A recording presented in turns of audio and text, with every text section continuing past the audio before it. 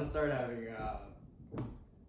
I just want to record all of our family conversations about interesting topics. Okay, so you want to force some conversation? No.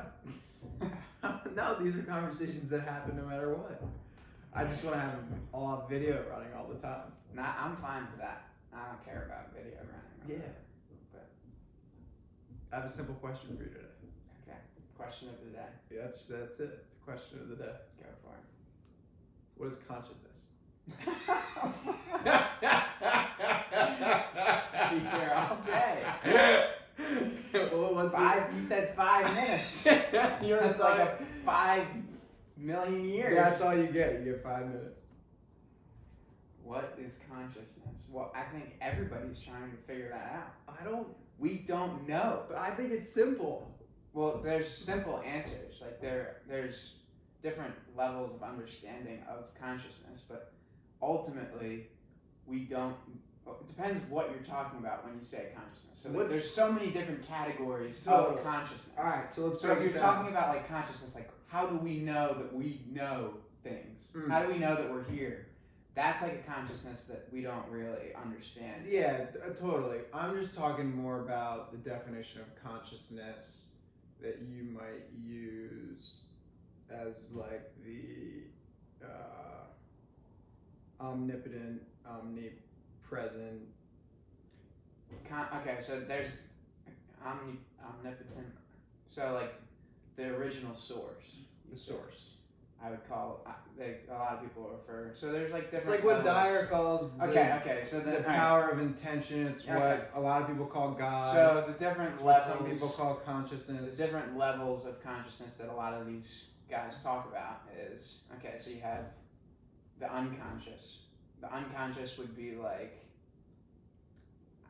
Good example would be like the animals that we see running around. Like a bird is not necessarily conscious of itself. That we know of. So this is a different idea of consciousness from where I was going. Okay, but wait. Okay, so that would be considered like unconscious, like things that you don't know about. Okay. Are your unconscious. So if there's something about me that I have not figured out yet, that would be like an unconscious behavior or pattern. Then you have your subconscious. Your subconscious is always acting, and it's always trying to bring itself into your conscious attention. Like it's lurking beneath the surface at all times is your subconscious. Mm-hmm. Your conscious is the things that you've become aware of about yourself. I'm sitting here.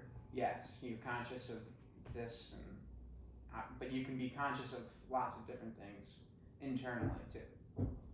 So that's your conscious. Then there's the superconscious, which is the universal mind, the source where everything comes from. The all-powerful energy. Yes, so everybody has their individual conscious, but it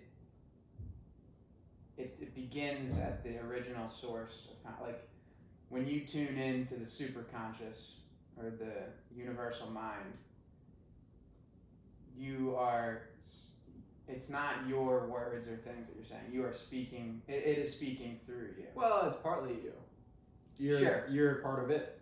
Yes, okay, yes, in that sense, yes. But it's not, there's a greater force acting behind you. Or said differently, you're part of a greater force. Yes. Yeah. So the part that confuses me, so I think it's the idea of like a higher energy source. That feels pretty intuitive, right? Like scientifically we're getting to, I don't even know what the latest is called at this point. String theory, maybe. There might even be something beyond that. But basically what those theories are going in the direction of is as we break down atoms and particles into smaller and smaller and smaller denominations, it's coming to light, I think, that basically everything is made from the same type of energy, more or less. Whether it's space, a plant, a person, a tree, a star. At some level, the tiniest form of energy is the same everywhere, right? And so that's kind of waves. It's waves. It's different. Everything is expressed in a different frequency or vibration of the same form of energy at its core. And some people that have figured this out, that everything is a wave or a vibration, and know that internally, like, man, I went on a rampage the other day and just started going through all my favorite artists' lyrics. And if you like look into like Bob Marley's lyrics, he has a complete understanding of this. Yeah. And you can see it on his face. Of course. You can literally see, yeah, like all it's of these enlightened people. Yeah, you it's the can same see with Gandhi and Mother can see Teresa and Abraham Lincoln and just like all these people that we revere. It's because they figured this and out. Einstein knew it. Einstein, like all of these guys, they figured this out. Now, like the Bob Marleys of the world figured it out in more of a spiritual way. Einstein actually figured it out in a scientific way. Both. Which is that's what made him so. Yeah, it's interesting. Yeah. So that to me feels pretty intuitive and understandable. This not even centralized, just higher power form of energy that connects everything, right? We're all, and we and it and stuff, it's all made from the same thing, just at different vibrational frequencies, right? So that to me feels right? So that's the super conscious. Now, conscious below that is us, just awareness, I think, is another simple way of describing it. I think the simplest way is just to say, hey, I'm conscious in this that context. I'm sitting here, I'm a body, I have a body, I'm not a body, I have a body, I'm sitting next to you, that's consciousness, right? And it goes much further and deeper than that, but that's kind of conscious. The part that really confuses me, and I understand unconscious, you just have no awareness, right? It's just lack of awareness. The part that confuses me is the subconscious, right? And the relationship between the subconscious and the conscious, right? So the subconscious is basically, if you look at yourself, it's mechanisms happening on their own without you being completely aware of them happening. It's things that your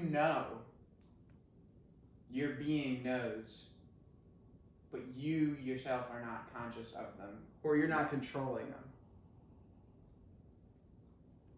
So, I mean, once again, this is also kind of uncharted territory. Right. Well, let's give an example of something that subconsciously happens. Subconsciously, I saw a great example of this, or I forget who, but we have subconscious programming, right? Yeah. Like, especially from the ages 1 to 7. I think it was Dr. Lipton, he says, from the ages 1 to 7, we're kind of in we aren't in a conscious state yet. Like, we aren't really aware of the things that we're doing, and so kids are like a sponge, that's what they call them. So it's like, we're taking in all these behaviors. So, like, actually, a great example of a good subconscious programming, and we don't have to go into the political realm, but a good example that I like to use is like Trump, for all of the bad things that he has a subconscious programming where I'm doing business and I'm making deals. He's like, you don't see him drinking, you don't see him doing all that partying and all this other stuff. He has subconscious programs that are just naturally flowing from him. Everybody has these. So it's like a very interesting, what are the subconscious programs that you have, and can you become aware of them and change them? So it's kind of like, maybe another way of saying it is, it's like habits for your thinking and for habitual thinking and for the chemistry of how your body works. You might not even be aware of the habits that you carry out every day. That's right. So you can change your subconscious program. But I guess my next question is in your mind, is subconsciousness only a description of thought, or does it relate to like the way that your digestive system works? Like, is that a subconscious thing too? Or does consciousness and subconsciousness only refer to thought? No, I think, subconscious, like, I don't have to think in order to pump my heart or grow my hair or breathe. These things are happening, but my being knows how to do them. These are happening on a subconscious level. Yeah. But is it subconscious thoughts that direct those things? Sure. I think that's probably right. Probably right. Yeah, because your brain is controlling all of And a that. thought is just another way of describing basically a type of vibration from your brain. Yes. Basically. Yeah. So what is the relationship? And I've figured this out before. Not figured it out. I've had a better understanding of this in the past, just as far as the mind and the relationship between the subconscious and the conscious. So obviously, like, when you have thoughts that come in and out of your mind without you being aware of them, that's subconscious, right? Like if I'm walking down the street and I think like, oh, that tree is really pretty, or that weed is ugly, or like these kind of like judgments and opinions that fly in and out of my mind. Those things are happening subconsciously, and sometimes they happen without us literally even being aware that they're happening. Mm-hmm. And so like the difference there being, oh, now we have the ability to change the subconscious into the conscious Mm-hmm. by stepping back and observing our own thoughts. Observing your own mind, getting out of your mind, right? And that's what meditation is basically. Yeah. It's a practice of taking your subconscious thoughts and making and them here's conscious. Here's what really happened. The whole progression of this, like the Rene Descartes is the one who termed the "I think, therefore I am," which kind of like that was the philosophy which kind of spawned on this whole Western like scientific view of the world. And so we've kind of got stuck in our minds with that theory that I think, therefore I am, like identifying with your thoughts, where in reality you're being self-identified with thinking. It's just ego. So I can step back. In the simplest terms, I can view a thought. Of course. Let's take so who is the I? Because I totally agree, and you can call it spirit or whatever you want to call it, but it's not your mind. It's something. It's your being. Yeah. Who is the I that's aware of thoughts?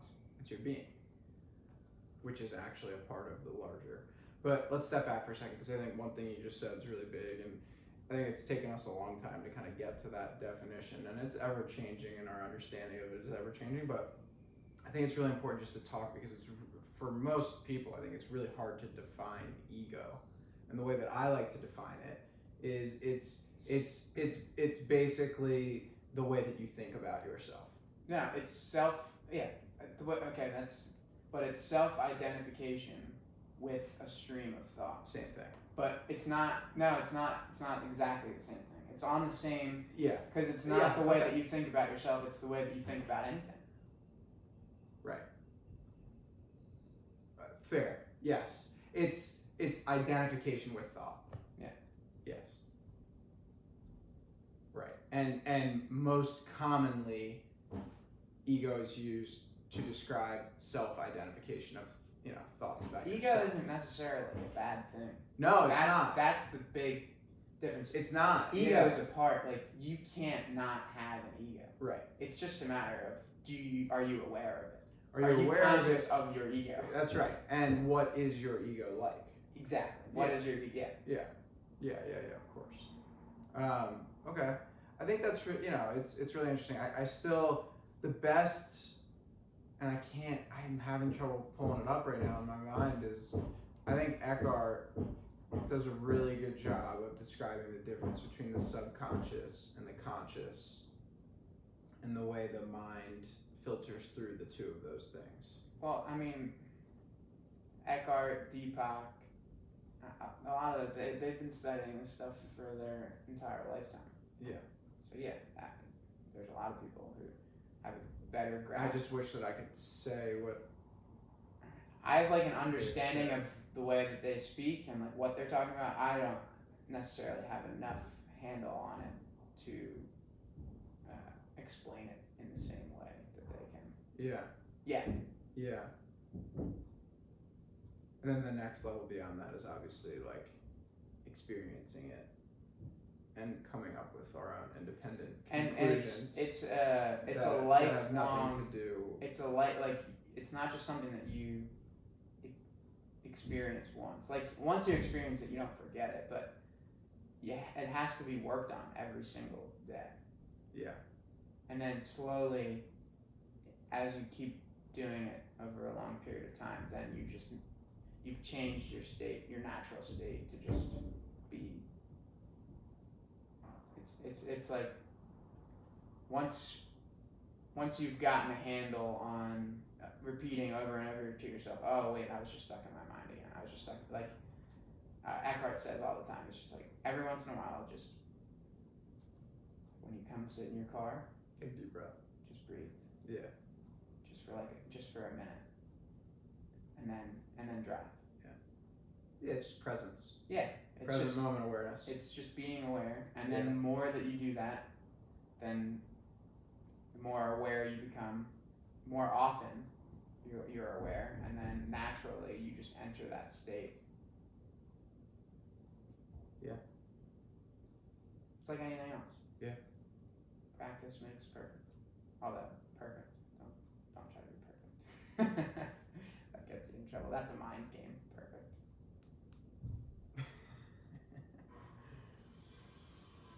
Okay, cool. That's my. I think I probably went over 5 minutes. We probably went over 5 minutes, but it's just a good reminder as far as the superconscious, the conscious, the subconscious, and the unconscious. Mm-hmm. Oh, and the other thing, I read this down this morning, actually, it popped into my head. The reason why so many people get into trouble when they're doing consciousness altering drugs, like you drink alcohol or something, it's getting you out of your mind, right, into an actual higher awareness. You can't figure out how to get out of your mind without it. Well, no, it's not even about that. But then once you're in this higher awareness, you aren't. It's like almost like being in a higher conscious state, but unconsciously. Right. So like things take hold of you, and like you do things that you regret a lot because you're not conscious of being in that state yet. So it's better to reach those higher levels of consciousness in a pure conscious state. Yeah, it's using your It's a shortcut. Yeah. It's a shortcut. I mean, what you're basically saying is it's better to internally figure out how to get there rather than use something outside of yourself. Yeah, and there's clear ways to do it than I've been learning. Like meditation. Well, meditation, 100% is a great one. Philosophy, like reading deep philosophical books.